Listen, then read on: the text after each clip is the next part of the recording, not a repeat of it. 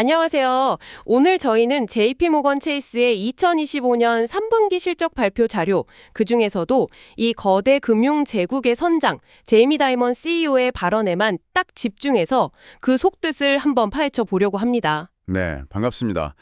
실적 발표 자료 보면 숫자들이 정말 많죠. 맞아요. 근데 그 숫자 너머에 특히 CEO가 직접 하는 말 속에는 현재 경제 상황이나 또 회사가 앞으로 어떻게 나아갈지에 대한 중요한 생각들이 담겨 있잖아요. 그렇죠. 그 행간을 읽는 게 중요합니다. 그래서 오늘 저희 목표는 다른 건 다 빼고 오직 제이미 다이먼의 발언, 이것만을 근거로 그가 지금 뭘 보고 있고 또 어떤 메시지를 우리에게 던지고 있는 건지 이걸 명확하게 풀어드리는 겁니다. 네, 아주 흥미로운 접근이 될 것 같습니다. 자, 그럼 한번 자세히 들여다볼까요? 다이먼 CEO가 던진 첫 번째 메시지라고 할까요? 그게 바로 숨겨진 위험에 대한 경고였어요. 아, 네, 기억납니다. 특히 그 규제 테두리 밖에 있는 금융기관들, NDFI라고 하죠. 비은행 금융기관. 네, Non-Bank Financial Institutions. 이 기관들의 대출과 관련해서 상당히 좀 신중한, 아니 어쩌면 좀 우려 섞인 그런 목소리를 냈습니다. 오랫동안 강세장이 이어졌는데 그 뒤에 우리가 미처 보지 못한 위험이 있을 수 있다. 뭐 이런 지적이었죠. 맞아요. 여기서 특히 흥미로운 점은 다이먼 CEO 스스로도 그 NDFI라는 범주가 사실 매우 넓고 다양하다는 걸 인정한다는 거예요. 그렇죠. 사모펀드도 있고 헤지펀드도 있고. 네, 부동산 투자 신탁 같은 것도 다 포함되죠. 근데 그는 일부 대출 구조, 예를 들면 그 CLO 같은 거 있잖아요. 네, 대출, 채권, 담보보증권. 네, 이미 레버리지론으로 인수한 기업에 또 대출이 나가는 식의 이중 레버리지, 더블 레버리지. 이런 거에 잠재적 위험을 구체적으로 언급했어요. 아, 이중 레버리지요? 네, 더 큰 문제는 뭐냐면 만약에 경기 침체가 왔을 때 이런 다양한 기관들이 어떤 기준으로 대출 심사를 했는지 또 리스크 관리는 제대로 하고 있는지 이걸 은행이 일일이 알 수가 없다는 거죠. 그렇죠. 깜깜이일 수 있겠네요. 그래서 예상보다 훨씬 큰 손실이 터질 수 있다. 이렇게 경고하면서 일부 시장 참여자들에 대해선 좀 직설적으로 그다지 영리하지 않다. Not all very smart. 뭐 이런 표현까지 썼습니다. 아, 맞아요. 그 표현도 기억나요. 실제로 그 트라이컬러이라는 자동차 금융회사 부실 문제로 JP모건이 1억 7천만 달러 상각 처리했다는 걸 직접 밝히기도 했고요. 네, 그랬죠. 그러면서 그 유명한 비유를 들었잖아요. 바퀴벌레 한 마리가 보이면 아마 더 많이 숨어 있을 거다. 그렇죠. When you see one cockroach, there are probably more. 이게 그냥 그 회사 하나만의 문제가 아니라 어쩌면 우리가 모르는 더 큰 위험이 시스템 어딘가에 있을 수 있다는 아주 강력한 신호로 읽히더라고요. 맞습니다. 물론 뭐 퍼스트 브랜즈라고 또 논란이 된 회사가 있는데 거기는 직접적인 위험 노출, 그러니까 관련된 대출이나 투자는 없다고 선을 긋기는 했어요. 네, 그 점은 분명히 했죠. 하지만 이런 문제가 일단 발생하면 관련된 모든 프로세스, 뭐 절차라든지 인수 기준 같은 것들을 처음부터 끝까지 다 샅샅이 다시 본다고 강조하더라고요. 바로 그 점이 그의 위기관리 철학을 아주 명확하게 보여주는 대목입니다.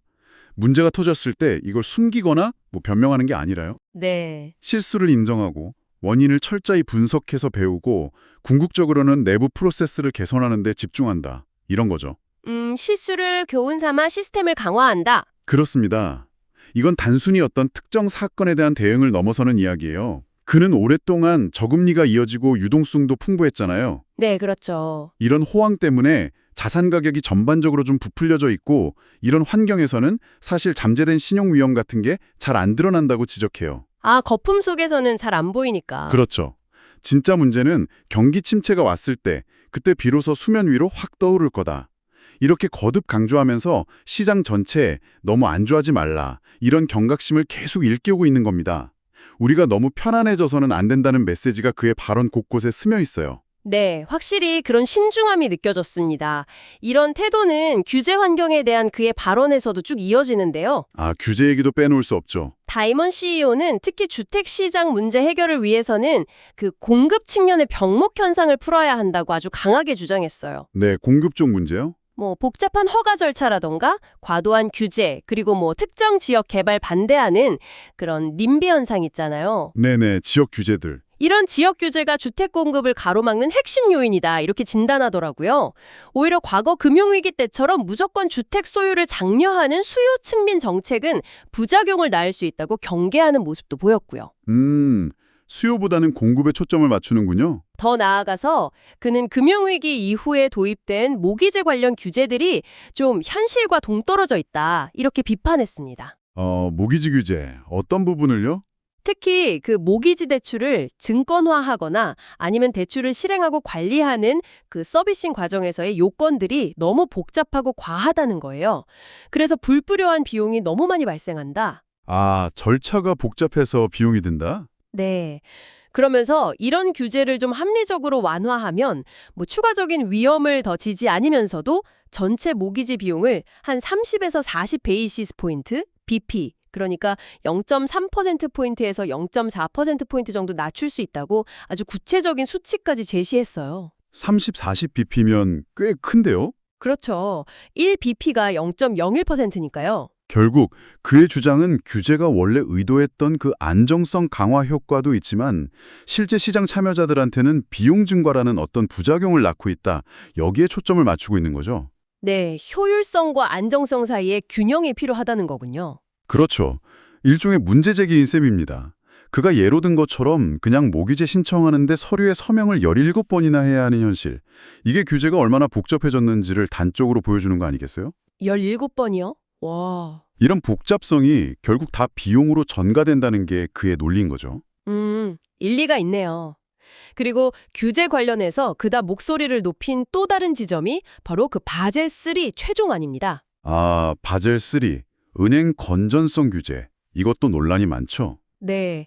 그는 단순히 은행이 가져야 할 총 자본량, 그 숫자만 맞추는 걸로는 부족하다고 말해요. 총량만으로는 안 된다. 네.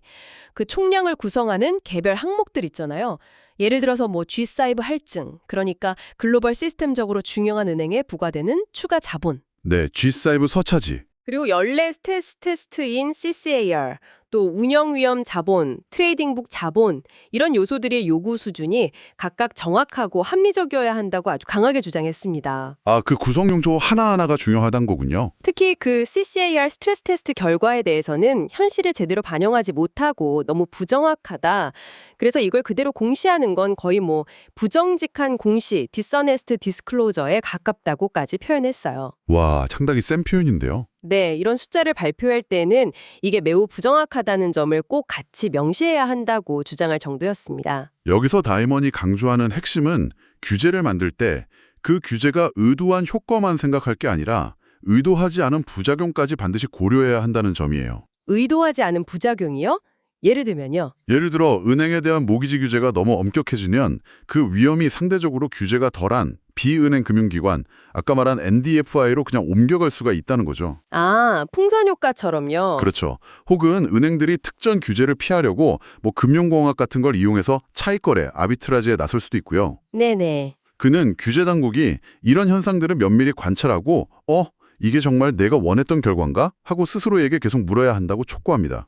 규제는 진짜 존재하는 위험, 리얼 리스크에 초점을 맞춰야 하고 정책이 가져올 수 있는 아주 광범위한 파급 효과까지 예측하고 설계되어야 한다는 강력한 메시지죠. 실질적인 위험에 집중해야 한다. 네.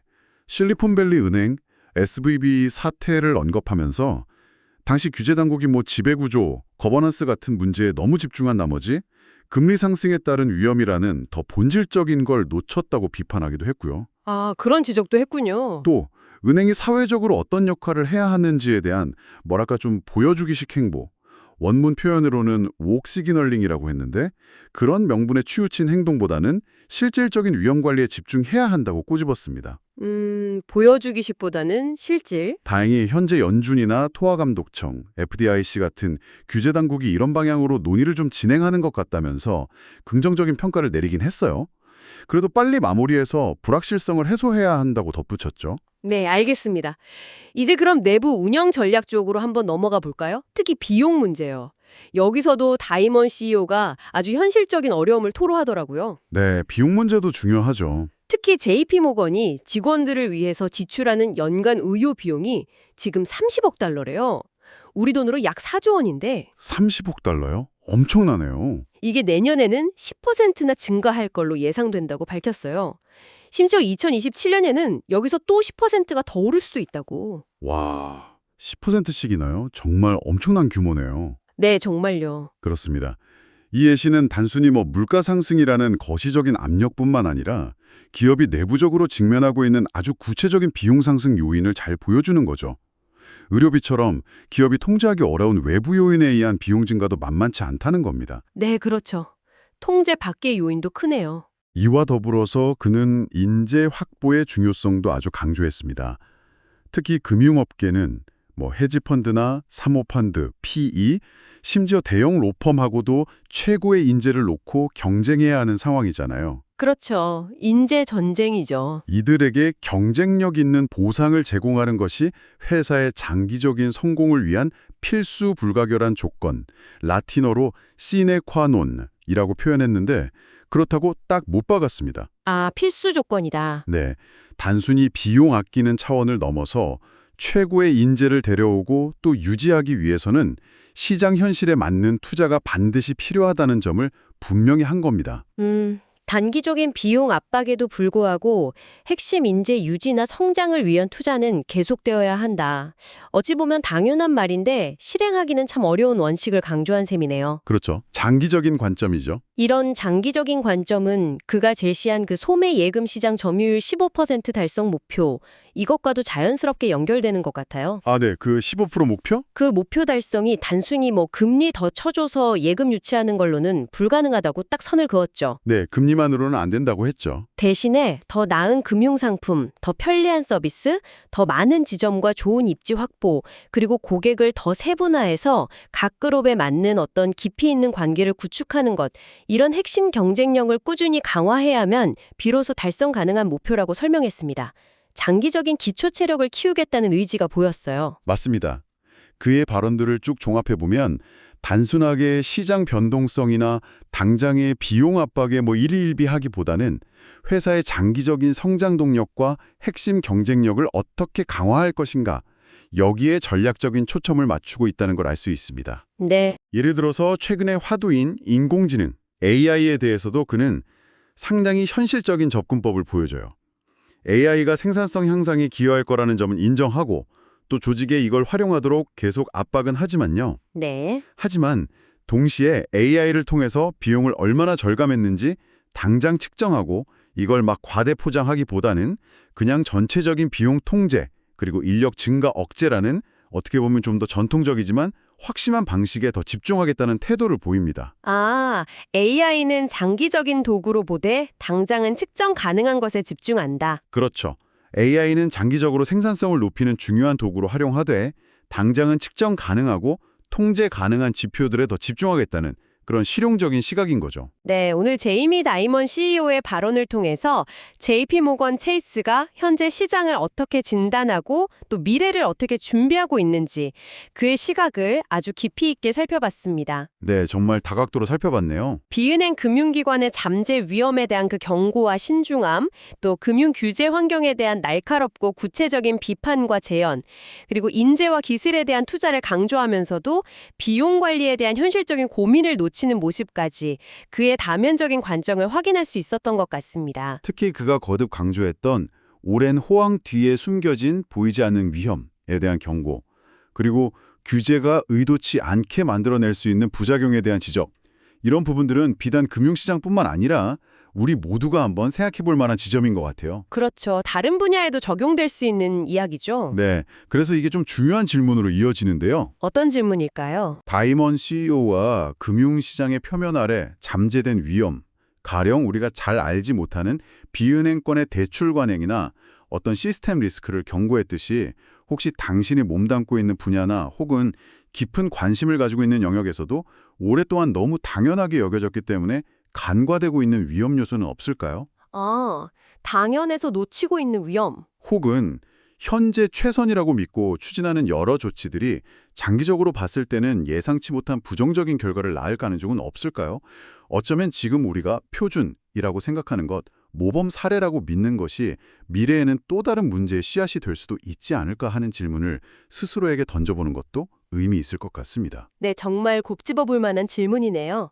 오늘 저희가 함께 나눈 이 심층적인 분석이 당신의 생각에 새로운 질문과 또 고민의 계기가 되었기를 바랍니다. 네, 그러셨기를 바랍니다. 다음에도 흥미로운 자료와 깊이 있는 통찰로 다시 찾아뵙겠습니다. 고맙습니다. 감사합니다.